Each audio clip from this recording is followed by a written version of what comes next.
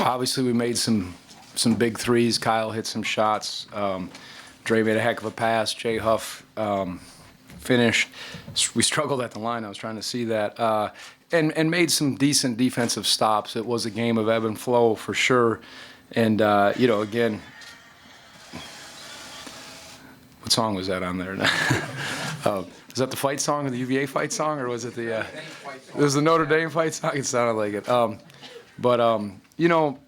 We just kept challenging, hang in there, get a stop. You're still in it. Ty was like, relax. I thought we had some tough stretches, and Carolina did some good things, of course. But when you have a guy like Kyle, and why are they putting that on here? Come on, we don't need to have that on right there. So, yeah. Yeah, exactly. Guys just made some plays and were sound enough. And even though overcoming some missed free throws, and that was huge, the three that didn't count. I thought it counted, but they said it was just on his fingertip. Yeah, I mean, it's just who can get stops and scores, get a quality look, make them shoot contested shots and rebound. Again, they had 16 offensive rebounds. We couldn't come up with some of those we needed to. But again, we made some plays offensively, which was significant. And those guys have been in those spots, but you still gotta come out after a tough, hard-fought game. On Saturday to come in here against a team that's playing well was encouraging. So I really challenged them hard before the game. During the day, we talked about what this meant and just responding the right way to a hard-fought loss, and I think they did. Gee.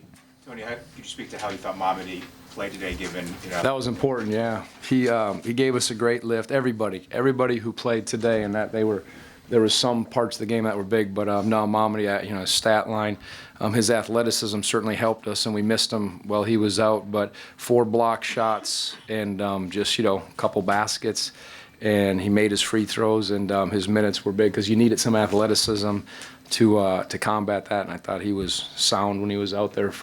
He didn't practice yesterday, and we kind of exerted him today and went through the protocol, and he was cleared as long as he warmed up okay and felt fine, and he did. So, yeah, no, we needed that for him to he just needs a little bit of space. His shot looked a little flat on a couple of them, but he's always one shot away from getting it going. And again, that's, he did a great job of setting the guy up and came out the other side and just got a clean look. And he made 2 in the last, 2 minutes or minute and a half, somewhere in there, and significant. So, and we were trying to get him those shots for sure, and he delivered.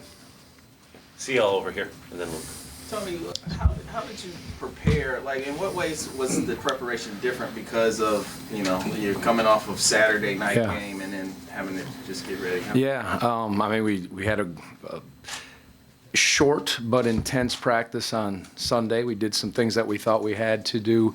Watched the film, got on the bus, drove down here, and today we did some stuff at the hotel. We didn't come for a shoot around, and there's a lot of times we don't do that, even for evening games. But I was just really, our guys knew what we had to do, and they responded. Wasn't perfect, but I told them this isn't about winning or losing. I said this is an important game to get back to what we need to do, and for them to, I thought Kihei gave us a great lift in the first half. He was a warrior the way he guarded, and then switching some length on Kobe at the end. Kobe, I almost said was big when Dre went on him. But I think our guys just understood that it was going to take a high-level performance to come away with it, and they were ready and they were locked in. I liked how they responded.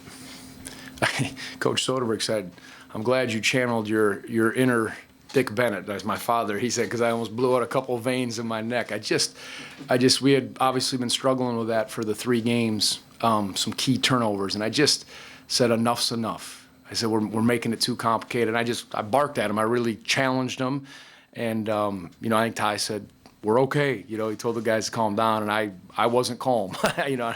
But they responded. They took care of the ball. They understood. Just get a shot up, because we can't afford those either forced shots, bad shots, turnovers that they turn into buckets. And then they kind of tightened up on that end and pretty good defensively too.